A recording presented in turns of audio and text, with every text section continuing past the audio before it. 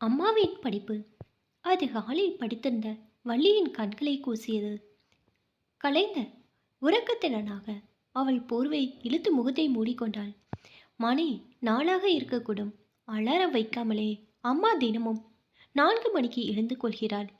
சமையல் அறையினோர் கிரைண்டரை ஒட்டிய சுவரில் சாய்ந்து உட்கார்ந்தபடியே தனது பாடங்களை படிக்க ஆரம்பிப்பாள். உதடு அசையாமல் கண்கள் வரிகளை கடந்து செல்லும். ஊசியால் எம்ப்ராய்டரி வேலை செய்வது போல் பாடங்களை மனதில் தைப்பதாகவே தோன்றும். பக்கத்து வீட்டிற்கு பால் கொண்டு வருகிறவனின் சைக்கிள் சப்தம் கேட்கும். 6 மணி வரைக்கும் படிப்பாள். பிறகு டீக்கு தண்ணீர் வைத்து கொதிக்க விடுவாள். பால் இல்லாத டீயை தனியே குடிப்பாள். 6 மணிக்கு தான் வள்ளியை எழுப்புவாள். ஞாயிற்றுக்கிழமையாக இருந்தாலும் இந்த வழக்கம் மாறாது. 48வது வயதில் அம்மா 5வது எம்ஐ படித்து கொண்டிருக்கிறாள். அதுவும் தொலைதூர கல்வியில் மூலம். தமிழ் இலக்கியம், ஆங்கில இலக்கியம், வரலாறு, பொருளாதாரம் என 4 எம்ஏக்கள் முடித்துவிட்டு தற்போது அரசியல் விஞ்ஞானத்தில் 5வது எம்ஏ படித்து கொண்டிருக்கிறாள். இது மட்டுமின்றி யோகா, கம்ப்யூட்டர் சயின்ஸ், சைவ சித்தாந்தம் என்று 3 சர்டிஃபிகேட் படிப்புகளையும் படித்து முடித்திருக்கிறாள். வீட்டு வாசலில் Jayalakshmi MA, MA, MA, MA, CSC, CSP என பெயர் பலகை மாட்டி வைக்க வேண்டும் என வள்ளி ஒரு முறை சொன்னபோது அம்மா கோவித்து கொண்டாள். நான் படிச்சிருக்கிறேன்னு ஊர் பூரா தண்டோர போடணுமா? அதெல்லாம் செய்யக்கூடாது. உன் அளவுக்கு யாருமா படிச்சிருக்கா என வள்ளி திரும்ப கேட்டபோது அம்மா சொன்னாள், விருப்பம் இருந்து சந்தர்ப்பமும் கிடைச்சா யாரு வேணாலும் படிக்கலாம். என்னை யாரும் படிக்க வைக்கல, நானே படிச்சுக்கிட்டேன். அதுதான் உண்மை. தனக்கு தானே வழங்கி கொண்ட மகிழ்ச்சி தான் அவளது படிப்பு. வருகிற திங்கட்கிழமை அவளுக்கு எம்ஏ பரீட்சை துவங்குகிறது. இந்த முறை சென்டரை மாற்றியிருந்தார்கள். கோரிப்பாளையத்தில் உள்ள ஒரு பள்ளி வளாகத்தில் பரீட்சை நடைபெறுகிறது. பள்ளி மாணவர்கள் வைத்திருப்பது போலவே அம்மாவும் ஒரு துணிப்பை வைத்திருக்கிறாள். அதற்குள் தபாலில் வரும் பாடங்கள், நோட்டு, பேனா மாதிரி கேள்வித்தாள்கள் வைத்திருப்பாள். அம்மாவின் கையெழுத்து அவ்வளவு அழகாக இருக்கும். பரீட்சை எழுது போகும் நாளில் அம்மா காலையில் சாப்பிட மாட்டாள். வள்ளி துணிக்கு கூட வருவதை விரும்ப மாட்டாள். பரீட்சை நடக்கும் சென்டருக்கு தனியே போய் எழுதிவிட்டு வருவாள். பரீட்சை எப்படி இருந்தது என்பதை பற்றி எதையும் சொல்ல மாட்டாள். ரிசல்ட் வரும்போது மட்டும் வள்ளியிடம் தனது மதிப்பெண்களை சொல்வாள். அவளுக்கு ஆச்சரியமாக இருக்கும். எல்லா பாடங்களிலும் 90 மதிப்பெண்ணுக்கு மேல் வாங்கியிருப்பாள். சில சமயம் வள்ளி தன் அம்மாவிடம் இன்னும் எவ்வளோ படிப்ப என்று கேலியாக கேட்டிருக்கிறாள். கணக்கு வச்சிடக்கூடாது, சாகிற வரைக்கும் படிக்கணும் என்பாள் அம்மா. அப்படி சொல்லும்போது 1000 ஜன்னல்களை கொண்ட வீட்டை பற்றி கனவு காணும் பெண்ணை போல அவளது முகம் இருக்கும். திருமணத்திற்கு முன்பு அம்மா விருதுநகர் மகளிர் கல்லூரியில் பிஏ படித்திருந்தாள். மேலே படிப்பதற்குள் திருமணம் செய்து வைத்து விட்டார்கள்.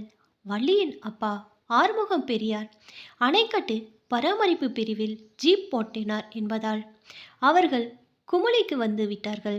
தனது 6 ஆண்டு கால திருமண வாழ்க்கையின் நினைவுகளாக அம்மா மனதில் மிஞ்சியிருப்பது 3 வடுக்களை. அவற்றை இத்தனை வருஷங்கள் கடந்தும் அம்மாவால் மறக்க முடியவில்லை. வள்ளியிடம் அதனை பலமுறை சொல்லியிருக்கிறாள்.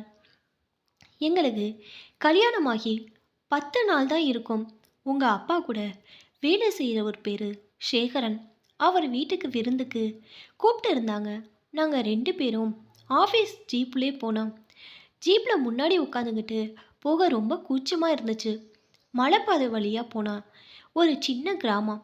அங்கே பலாமரம் உள்ள கேரளா டைப் வீடு. அது முன்னாடி ஜீப் போய் நின்றுச்சு. சேகரன் பொண்டாட்டி மலையாளத்துக்காரி, பேரு சொப்னா. ஆளு நல்ல சிவப்பு, கரு கருன்னு அடர்த்தியான கூந்தல். அவளுக்கு வலது காதில் மச்சம் இருந்துச்சு. அவங்க வீட்டில் மீனும் இறைச்சியும் சிவப்பு அரிசி சோறும் சமைச்சாங்க. நானும் சமையலில் கூட ஒத்தாசை செஞ்சுட்டு இருந்தேன். சமையலை முடிகிற வரைக்கும் வெளியே போயிட்டு வரோன்னு உங்கள் அப்பாவும் சேகரனும் ஜீப்பில் வெளியில் கிளம்பி போனாங்க.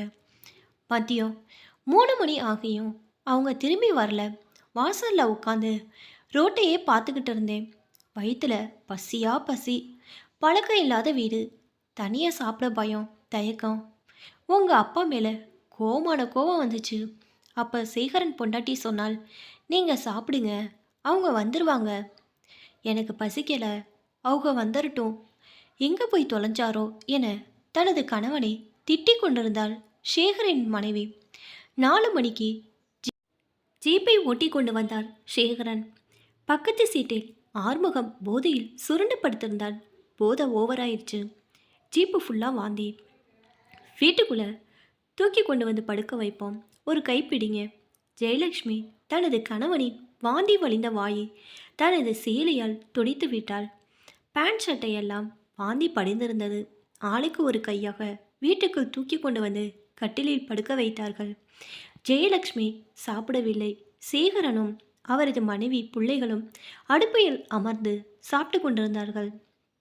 மீன் முள்ளிற்காக ஒரு பூனை காத்து கொண்டிருந்தது. இரும்பு வாளி ஒன்றில் குழாயில் தண்ணி பிடித்து ஜெயலட்சுமி ஜீப்பை கழுவிவிட்டாள். நாற்றம் சகிக்க முடியவில்லை. அழுகையா வந்தது. எதற்காக இப்படி யாரோ எடுத்த வாந்தியை கழுவிட்டு கொண்டிருக்கிறோம் என்று தோன்றியது. 10 வாளி தண்ணீரை கொண்டு ஜீப்பை நன்றாக கழுவினாள்.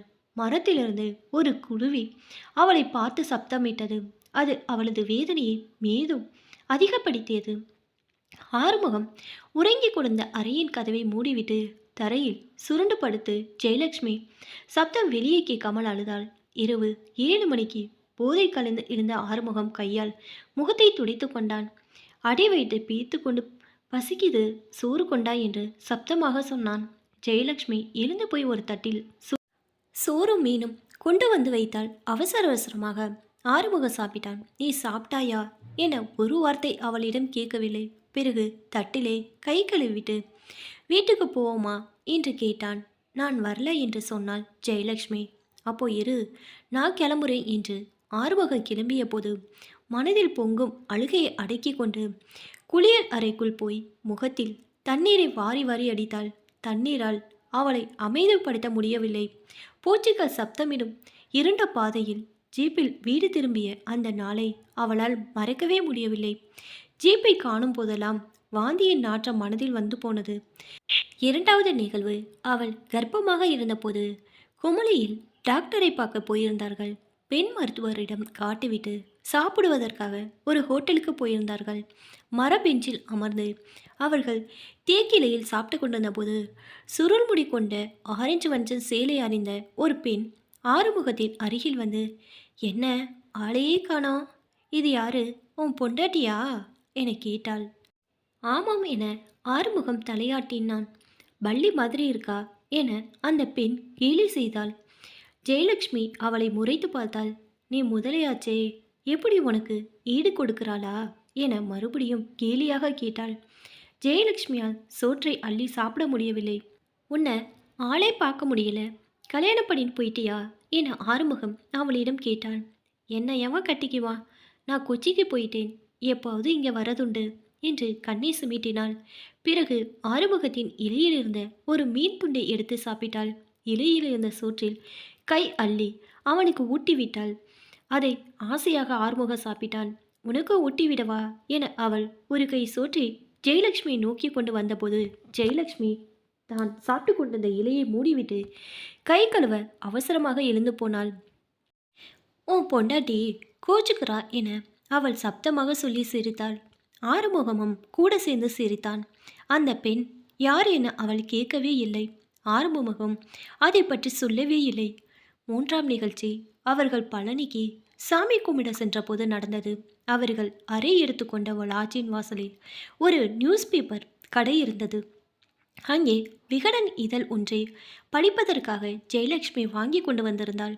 கட்டிலில் அமர்ந்து அவள் படித்து கொண்டிருப்பதை கண்ட ஆறுமுகம் கேட்டான். இது ஏது, கடையில் வாங்கினேன். அதான், எதுக்கு வாங்கின? படிக்கிறதுக்கு. ரூமில் சும்மா இருக்கிற போர் அடிக்குது, கடையில் கொண்டு போய் கொடுத்துட்டு காசை திருப்பி வாங்கிட்டு வா. ஏன் நான் புக்கு படிக்கக்கூடாதா? சொன்னதை கேளு, இல்லை சிவில் பேத்துருவேன். கடையில் வாங்க மாட்டாங்க என்றாள். நானும் வரேன், எவன் வாங்க மாட்டான்னு பார்ப்போம். அவள் எவ்வளவோ தடுத்தும் பேப்பர் கடைக்காரனிடம் ஆறுமுகம் சண்டை போட்டான். மோசமான வசூல்களை பொழினான். கடைக்காரனிடம் பணத்தை திரும்ப பெற்றுக்கொண்டான். பேருந்தில் ஊரு திரும்பிய போது குமுளி பேருந்து நிலையத்தில் வைத்து அந்த பணத்தில் ஒரு லாட்டரி டிக்கெட் வாங்கி அவளிடம் கொடுத்து, உன் அதிர்ஷ்டம் லட்ச ரூபா விழுகுதான் பார்ப்போம் என்றான். அந்த லாட்டரி விழுந்துவிடக்கூடாது என்று ஜெயலட்சுமி மனதுக்குள் வேண்டிக் கொண்டாள். இந்த 3 வடுக்களையும் அவளால் மறக்க முடியவே இல்லை. அதனால்தான் ஆறுமுகம் சாலை விபத்தில் இறந்து போய் மருத்துவமனையில் உடலை பெறுவதற்காக போனபோது அவளுக்கு அழுகை வரவே இல்லை. அப்படி ஒரு திருமணமே நடக்கவில்லை என்பது போல் இருந்தது. ஆறுமுகத்தின் உடலை சொந்த ஊரில் அடக்க செய்ய வேண்டும் என மருதகுலம் கொண்டு போய் சென்றார்கள். அதன் பிறகு ஜெயலட்சுமிக்கு அணைக்கட்டின் நிர்வாக அலுவலகத்திலே வேலை பெற்றுத் தருவதற்கு முயன்றார்கள். ஆனால் அது நடக்கவில்லை.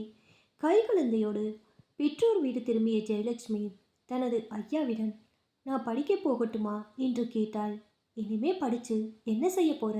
ஏதாவது வேலைக்கு போனா இந்த புள்ளைய வளர்க்குறதுக்கு உதவும் என்றார் அவளது ஐயா. ஜெயலட்சுமி அதை மறுக்கவில்லை.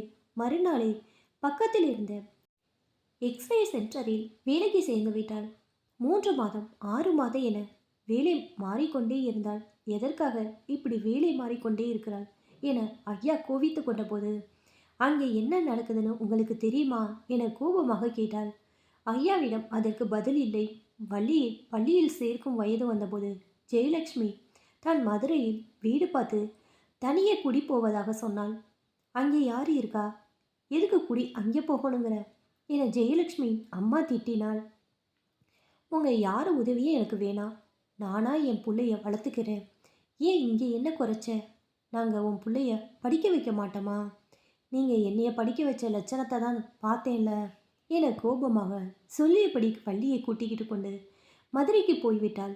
அங்கே யார் இருக்கா? எதுக்கு குடி அங்கே போகணுங்கிறா என ஜெயலட்சுமி அம்மா திட்டினா. உங்கள் யார் உதவியும் எனக்கு வேண்டாம். நானா என் பிள்ளைய வளர்த்துக்கிடுறேன். ஏன் இங்கே என்ன குறைச்ச? நாங்கள் உன் பிள்ளைய படிக்க வைக்க மாட்டோமா? நீங்கள் என்னைய படிக்க வச்ச லட்சணத்தை தான் பார்த்தேல என்று கோபமாக சொல்லியபடி வள்ளியை கூட்டிக்கிட்டு கொண்டு மதுரைக்கு போய்விட்டாள். அங்கே அவர்களுக்கு உறவினர்கள் இன்று யாரும் இல்லை. பெருமாள் கோவில் தெருவில் சிறிதொரு வீட்டின் மாடி வாடகைக்கு கிடைத்தது. சுகந்தா ரெடிமேட்ஸ் என்ற ஜவுளி கடையில் வேலைக்கு போக துவங்கினாள். குறைவான சம்பளம், நிறைய தேவைகள். வள்ளியை வளர்ப்பது எளிதாக இல்லை. அதுவும் வள்ளிக்கு உடல் நலமில்லாத நாட்களில் உதவிக்கு யாரும் இன்று போராட வேண்டியிருந்தது. புள்ளியை கூட்டிக் கொண்டு பொது மருத்துவமனை வரிசையில் கால் கடுக்க நின்று வைத்தியம் பார்க்கும் நேரத்தில் கண்ணீர் விட்டு அழுதிருக்கிறார். பெருமாள் கோவில் வாசலில் பூக்கட்டி வைக்கும் பாக்கியத்தின் உதவி இல்லாமல் போயிருந்தால் வள்ளியை வளர்த்திருக்க முடியாது. எத்தனையோ நாட்கள் பாக்கியம் வீட்டில் மகளை விட்டுவிட்டு துணிக்கடை வேலைக்கு போயிருக்கிறாள். தனது மகளோடு வள்ளிக்கு சாப்பாடு போட்டு கவனித்து கொண்டாள் பாக்கியம். ஜெயலட்சுமிக்கு உடல் நலமில்லாமல் போன நாட்களில் அவளை வீட்டுக்கு வந்து சமைத்து போட்டு துணிகளை துவைத்து போட்டு உதவி செய்திருக்கிறாள். ஜவுளிக்கடை முதலாளி வெங்கட்ராமனுக்கு ஜெயலட்சுமி கஷ்டங்களை புரிந்திருந்தன. அவர் ஒருமுறை கூட அவளை கோவித்து கொண்டது கிடையாது. கேட்கும்போது முன்பணம் தரவும் மறுக்கவில்லை. 5 பேர் வேலை பார்த்த அந்த ஜவுளிக்கடை கால ஓட்டத்தில் 30 பேர் வேலை செய்யும் 2 மாடி கடைகளாக வளர்ந்து நின்றது. இன்றைக்கும் ஜெயலட்சுமி அதே கடையில்தான் வேலை பார்க்கிறாள். அங்கே எவருக்கும் அவள் இத்தனை எம்மை படித்தவள் என்று தெரியாது. அவளாக சொல்லிக்கொள்ளவும் மாட்டாள். ஜவுளிக்கடையில் வேலை செய்யும் 20 பெண்களில் ஒருத்தியாகவே தன்னை காட்டிக்கொண்டாள். ஒரே ஒரு முறை அவள் அழகர் கோவில் சென்டருக்கு பரீட்சை எழுத போன போது அவளது கடை வாடிக்கையாளர்களில் ஒருவராக இருந்த மகுடபதி அடையாளம் கண்டு கொண்டவராக, யார் பரீட்சை எழுத போகிறது, உங்கள் பொண்ணா என்று கேட்டார். இல்லை, நான் தான் வெக்கத்துடன் சொன்னாள் ஜெயலட்சுமி. என்ன படிக்கிறீங்க? MA English. ஏன் மகனும் அதான் படிக்கிறா. இதை முடிச்சுட்டு பிஎட் படிக்க வைக்கணும். ஏதாவது ப்ரைவேட் ஸ்கூலில் வேலைக்கு போகலாம். இது நான் படிக்கிற 3வது எம்ஏ என்றாள் ஜெயலட்சுமி. அப்புறம் ஏன் ஜவுளி கடையில் வேலை பார்க்குறீங்க என வியப்போடு கேட்டார் மகுடபதி. உங்கள் சட்டையில் பேனா வச்சுக்கிறது உங்களுக்கு எழுத தெரியுதுங்கிறதுக்கு தானே தவிர உலகத்துக்கு காட்டிக்கிறதுக்கு இல்லையே. நான் படிக்கிறதும் அப்படிதான். நல்லா பேசுகிறீங்க. என் மகக்கிட்டையும் 4 வார்த்தை பேசுங்க, தைரியம் வரட்டும் என்றார் மகுடபதி. நான் பரீட்சை எழுதுறதை பற்றி கடையில் சொல்லிட வேணாம் என்றாள் ஜெயலட்சுமி. அவர் சரி என தலையாட்டி கொண்டார். மகுடபதியின் மகள் கைக்குழந்தையோடு பரீட்சை எழுத வந்திருந்தாள். அந்த குழந்தையை தந்தையிடம் கொடுத்துவிட்டு பரீட்சை ஹாலை நோக்கி நடந்தபோது தன்னையே பார்ப்பது போல் உணர்ந்தாள் ஜெயலட்சுமி. அந்த நிமிஷம் தன்னை இப்படி தனது தந்தை படிக்க வைக்கவில்லையே என ஆதங்கமாக இருந்தது. டீ கடையில் இருந்து உளுந்த கடை வரை வாங்கி வந்த செய்தித்தாள் ஒன்றில் வெளியாகியிருந்த விளம்பரம்தான் ஜெயலட்சுமி மனதில் எம்ஏ படிக்க வேண்டும் என்ற ஆசையை உருவாக்கியது. அது தொலைதூர கல்வியின் மூலம் எவரும் உயர்கல்வி படிக்கலாம் என்பதற்காக மதுரை பல்கலைக்கழகம் வெளியிட்டிருந்த விளம்பரம். அந்த விளம்பரத்தில் படிப்பதற்கான கட்டணம் எவ்வளவு, எப்படி வகுப்பு நடைபெறும் என்பது போன்ற விவரங்கள் இடம்பெறவில்லை. ஆகவே மறுநாள் முதலாளியிடம் மருத்துவமனைக்கு போக வேண்டும் என பொய் சொல்லி அரை நாள் லீவ் போட்டு வாங்கி கொண்டு டவுன் பஸ் பிடித்து மதுரை பல்கலைக்கழகத்திற்கு போய் இறங்கினாள். நூற்றுக்கணக்கில் ஆணோ பெண்ணின் கையில் புத்தகங்களுடன் நடந்து செல்வதை காண மகிழ்ச்சியாக இருந்தது. தொலைதூர கல்விக்கான அலுவலகத்தை தேடி விசாரித்து விவரங்கள் அறிந்து கொண்டு ஜவுளி கடைக்கு திரும்பிய போது எப்படியாவது எம்ஏ படிக்க சேர்ந்துவிட வேண்டும் என மனதில் துடிப்பு உருவானது. அன்றிரவு வள்ளியிடம் சொன்னா, பாப்பா நானும் படிக்க போகிறேன், காலேஜ் இல்லையா என கேட்டாள் வள்ளி. இல்லை, கரஸ்பான்ஸில் படித்து நீ டீச்சர் ஆக போறியாமா என வள்ளி கேட்டாள்.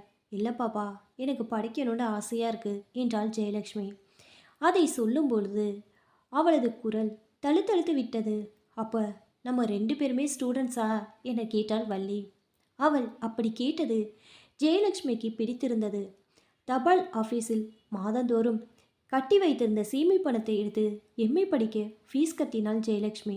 அவளது புகைப்படம் ஒட்டிய அடையாள அட்டையை வழங்கினார்கள். அதை மகளிட காட்டி, இதை பார்க்கும்போது ரொம்ப சந்தோஷமாக இருக்கு என்றால் அந்த அடையாள அட்டையில் ஒட்டப்பட்ட புகைப்படத்தை ஜெயலட்சுமி எந்த ஸ்டூடியோவில் எடுத்தாள் என்று தெரியவில்லை. ஆனால் புகைப்படம் எடுக்கும்போது அவளது மனதில் இருந்த மகிழ்ச்சி கண்களில் வெளிப்பட்டிருந்ததை வள்ளியால் உணர முடிந்தது. அண்ணன் தபாலில் வரும் பாடங்களை ஜெயலட்சுமி கவனமாக படித்தாள். சில சமயம் நேரடி வகுப்பில் கலந்து கொண்டு பாடம் பயின்றாள். அப்படி 3 நாட்கள் வகுப்பு இருக்கும்போது வள்ளியை பாக்கியம் வீட்டில் விட்டு போய் விடுவாள். ஜெயலட்சுமி தானே படித்து முதல் எம்ஏ பெற்றபோது சிறிதாக வெள்ளி விளக்கு ஒன்றை வாங்கி வந்தாள். அது தனக்கு தானே கொடுத்து கொண்ட பரிசு. அந்த விளக்கில் எண்ணெய் ஊற்றி எரியவிடும்போது அசைவரும் சுடர் அவளது நெற்றியை சொல்வதைப் போல் உணர்ந்தாள். ஒவ்வொரு எம்ஏவிற்கும் ஒரு வெள்ளி விளக்கு என சாமி படத்தின் முன்பாக அவளது படிப்பு சுடர் விட்டு மினுங்கி கொண்டிருந்தது. சில நாட்கள் அந்த விளக்குகளை எரியவிட்டு ஜெயலட்சுமி வெறித்து பார்த்து கொண்டிருந்தாள். மனதிற்குள் ஏதோ சொல்லிக் கொள்கிறாள் என்று வள்ளிக்குள் தோன்றும். ஆறுமுகத்தின் பூர்வீக சொத்தாக இருந்த வீடு மற்றும் நிலத்தை அவரது சகோதரர்கள் பங்கு போட்டுக் கொள்வதாக முடிவு செய்தார்கள். அதில் ஆறுமுகத்தின் கடைசி தம்பி சிதம்பரம் பூர்வீக வீட்டை தனக்காக்கி கொண்டு மற்றவர்களுக்கு ஆளுக்கு 7 லட்சம் தருவது என்று முடிவு செய்திருந்தான்.